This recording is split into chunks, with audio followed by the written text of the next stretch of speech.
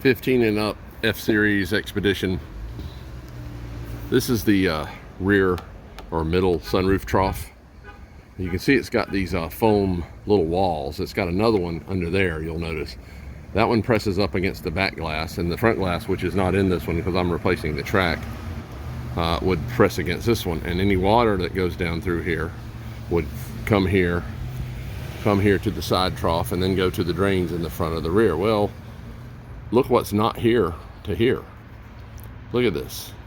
Okay, so there's no wall. Now this wall, if you can see that little line right there, it's supposed to be to there, and it has shrunk. It either was never there or it shrunk. Most likely it shrunk because this is like a 17, so it's about 7 years old.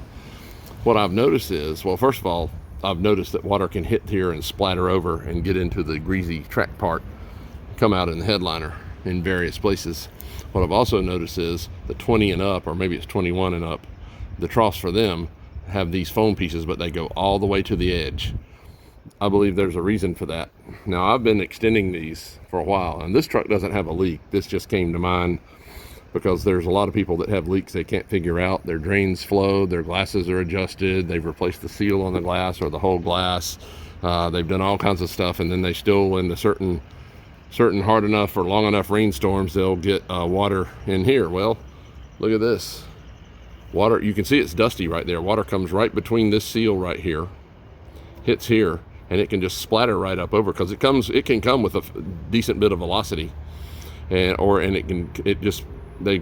total stream comes right here in the corner of pretty much all of them. But this can definitely do it. This is not much of a wall right here at all. This wall probably isn't 1/8 of an inch high. So the fix for this would be to find some pretty similar foam such as this with some adhesive on one end of it.